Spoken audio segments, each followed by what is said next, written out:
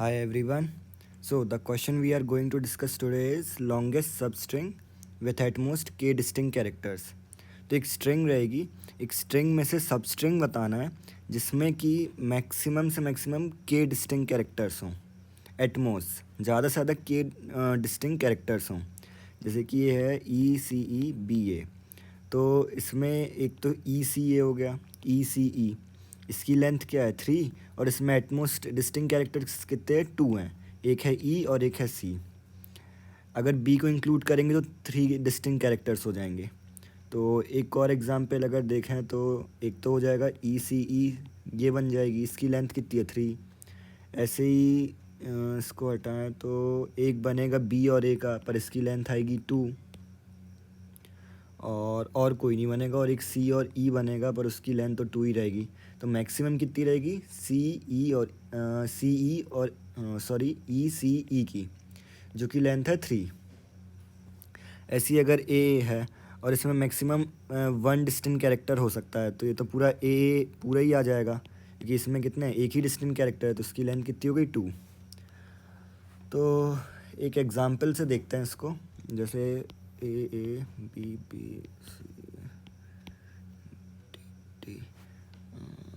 DC और एक और C, जैसे ये एग्जांपल।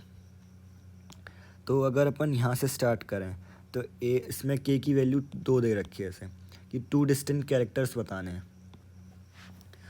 2 मैक्सिमम डिस्टिंक्ट कैरेक्टर हो सकते हैं। तो ऐसे अपन ने इधर से स्टार्ट किया AAB, एक तो ये ले सकते हैं। अब इसमें डिस्टिंक्ट कैरेक्टर्स कितने हो गए, यहाँ पे 2 हो गए हैं। जैसे ही अपन अगर C को अगर इंक्लूड करेंगे तो एक किसी को हटाना पड़ेगा, A या B में से। तो स्टार्टिंग में A पढ़ रहा है तो मैंने A को हटा दिया, फिर मैंने देखा B और C, यहाँ तक ये आएगा। इसकी लेंथ कितनी जा रही है, इसकी लेंथ आ रही थी अभी यहाँ से यहाँ तक की 4, और इसकी लेंथ अब कितनी हो गई 1 2 3 4 5 6 हो गई। अब ये 2 नए कैरेक्टर थे। अब जैसे D पे आएंगे तो D तो एक न्यू कैरेक्टर है, पहले से यहाँ पे 2 कैरेक्टर डिस्टिंक्ट हो चुके हैं, तो एक किसी को इसमें से रिमूव करना पड़ेगा। किसको रिमूव करेंगे, C को अगर रिमूव करेंगे तो कोई मतलब नहीं, उसके पहले B आ रहा है तो पहले B को रिमूव कर देते हैं। इस B को रिमूव किया तो अब नया सीक्वेंस कहाँ से स्टार्ट होगा, C से, और अब D इंक्लूडेड रहेगा। तो D कितने 3 बार आ रहा है और C 4 बार आ रहा है, तो टोटल लेंथ कितनी हो गई 3 4 5 6 7। तो ये होगा बेसिकली 2 पॉइंटर टेक्निक से। 2 पॉइंटर में क्या रहता है, A B, एक स्टार्ट इंडेक्स मेंटेन करेंगे, B C और D है। तो पहले अपना स्टार्ट पॉइंट क्या है, A है। अब इसका काउंट रखना पड़ेगा कि कितनी एंट्रीज अभी हो चुकी, कितनी डिस्टिंक्ट एंट्रीज अभी तक हो चुकी हैं।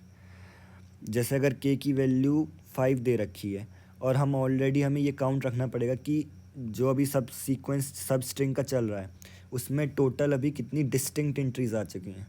तभी तो पता चलेगा कि अगर आगे कोई यूनिक कैरेक्टर आएगा तो उसको लेना है कि नहीं लेना है, उसकी जगह है कि नहीं है। उसके लिए अपन क्या यूज़ कर सकते हैं, सबसे बेस्ट है कि अनऑर्डर्ड मैप यूज़ कर लें, वो उसका काउंट रखेगा। काउंट कैसे पता चलेगा, मैप के साइज से कि कितनी डिस्टिंक्ट एंट्रीज हुई हैं। अब इसमें एक इंडेक्स और मेंटेन करना पड़ेगा कि लास्ट उसका अकरेंस कहाँ पे आया है। इसको समझते हैं, जैसे कि इसको कॉपी करता है, ये है। अब स्टार्टिंग में अभी स्टार्ट इंडेक्स आएगा 0 पे, ठीक है। स्टार्टिंग से देखते हैं, स्टार्टिंग इंडेक्स जब 0 पे रहा तो A आया। अभी मैप में क्या है, 0 है, कोई भी एंट्रीज़ नहीं है, मैप का साइज़ अभी 0 है। अब A पे आए तो A पे आए हम, तो हम इसको डायरेक्ट मैप में एंटर करेंगे। फिर हम देखेंगे क्या मैप का साइज़ K से बड़ा हो गया है क्या। जब ये हो जाएगा तब हमें चेंजेस करने रहेंगे, तब हमें एक एलिमेंट हटाना पड़ेगा मैप में से स्टार्टिंग का। तो अभी तो नहीं हुआ है, अभी मैप का साइज़ कितना है 1 है। फिर अगले A पे आए, अब हम इस पे I का इंडेक्स भी मेंटेन करेंगे, क्योंकि जब हमें जैसे ही हम C पे आएंगे हमें A रिमूव करना है। तो हम A रिमूव कैसे करेंगे, हम कोई भी एलिमेंट वो करेंगे जिसका कि लास्ट अकरेंस जो है वो सबसे पहले आया हो। जैसे A है और B भी है मैप में, तो हम देखेंगे कि लास्ट अकरेंस किसका कम है। इसका लास्ट अकरेंस किस पे रहेगा, 1 पे रहेगा, और बी का लास्ट अक्रेंस कहाँ पे आएगा, यहाँ पे आएगा। तो वो क्या है 0 1 2 3 4, ये 4 पे है, बी का लास्ट अक्रेंस 4 पे आएगा।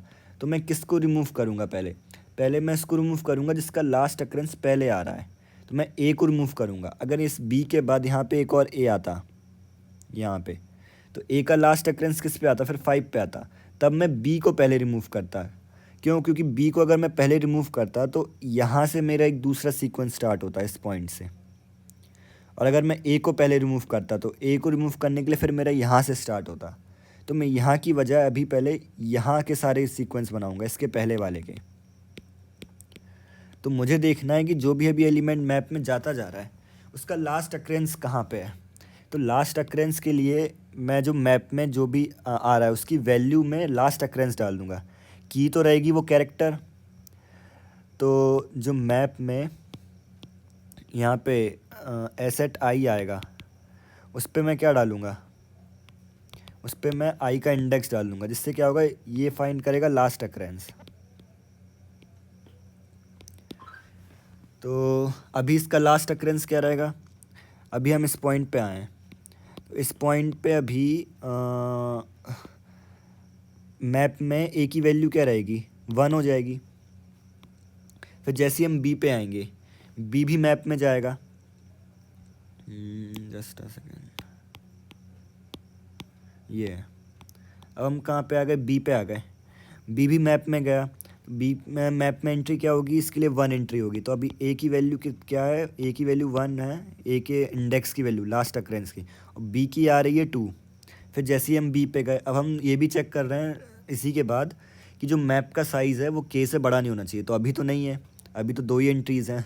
फिर जैसे ही बी पे आए तो बी पे तो अभी एंट्री है ऑलरेडी।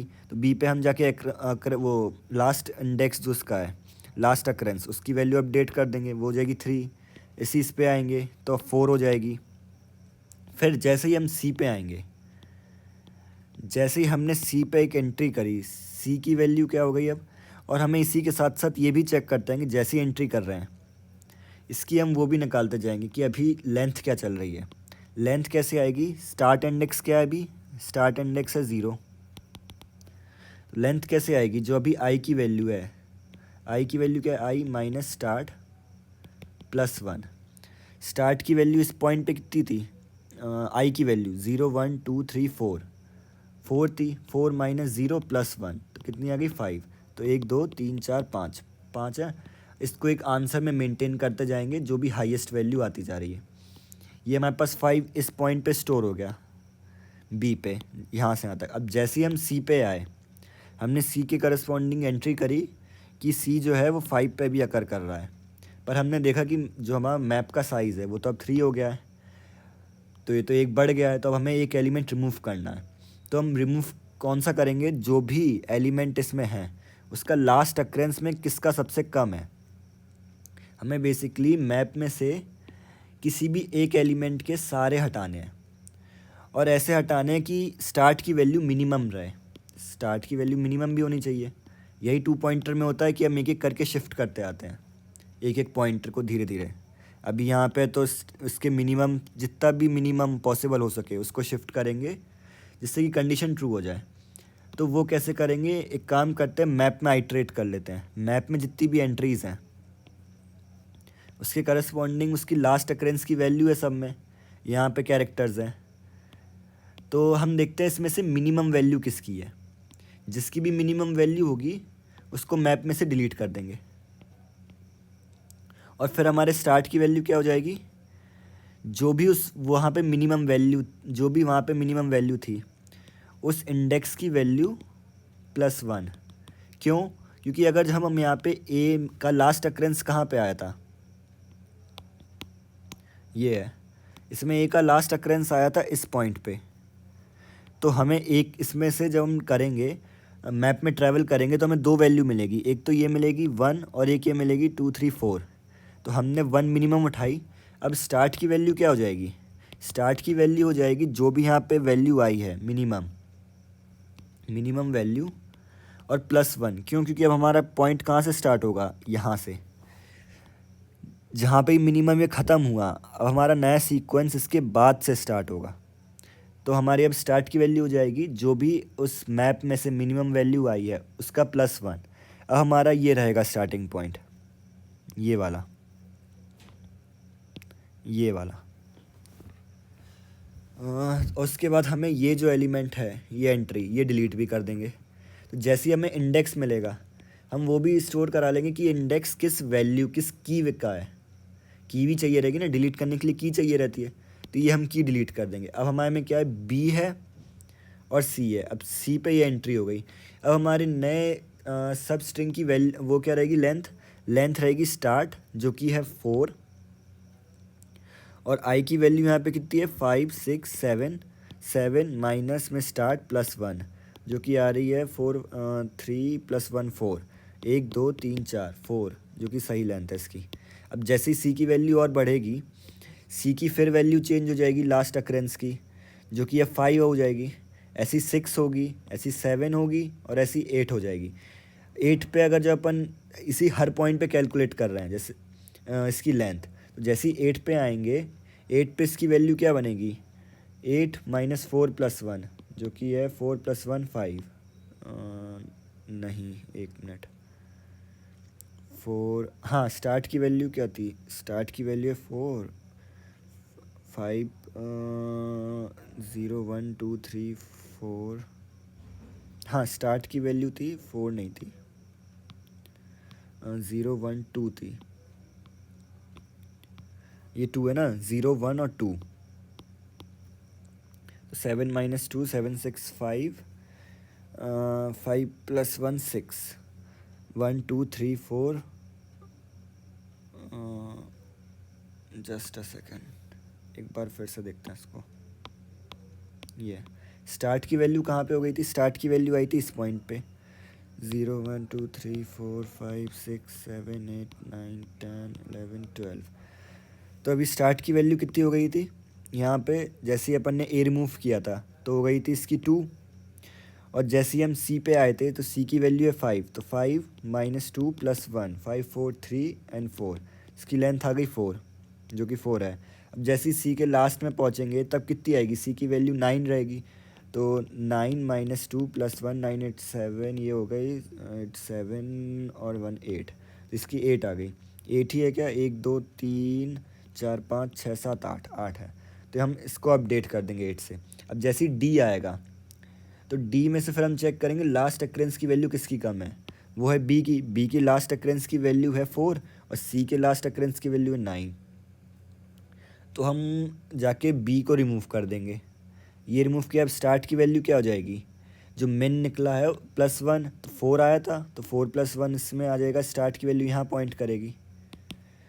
अब ऐसे ही हम डी में ट्रैवल करेंगे, जैसे ही डी में ऐड करते आएंगे लास्ट वैल्यू आएगी 12, तो 12 - 5 + 1 जो कि आएगी 7 + 1 8, 8 ही इसकी लेंथ है।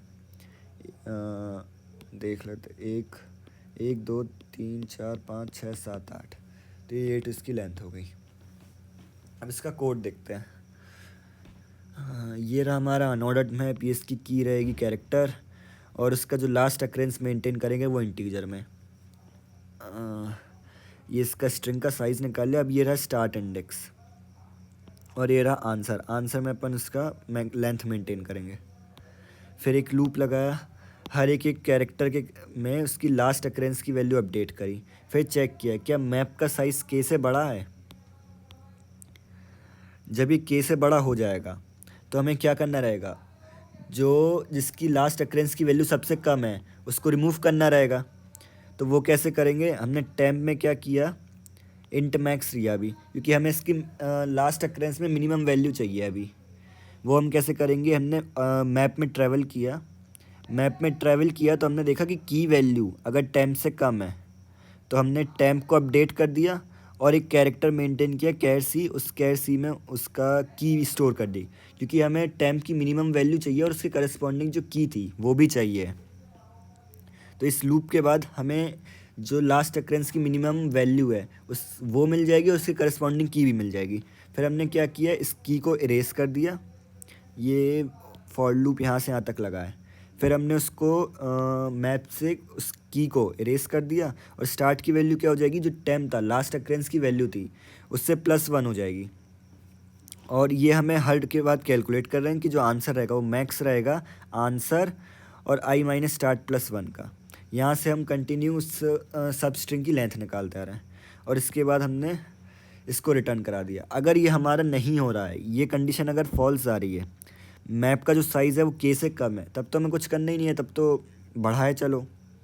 और ये हम उसके बाद इसमें आएंगे ही नहीं, फिर हम इस वाले लूप में, ये वाले में, और बस हम ये चेक कर लेंगे कि आंसर इसकी लेंथ निकालते जाएंगे, और लेंथ अगर बड़ी आ रही है तो उसको अपडेट भी करते आएंगे, उसके बाद फिर रिटर्न करा देंगे। So that's the solution for this question. Thank you.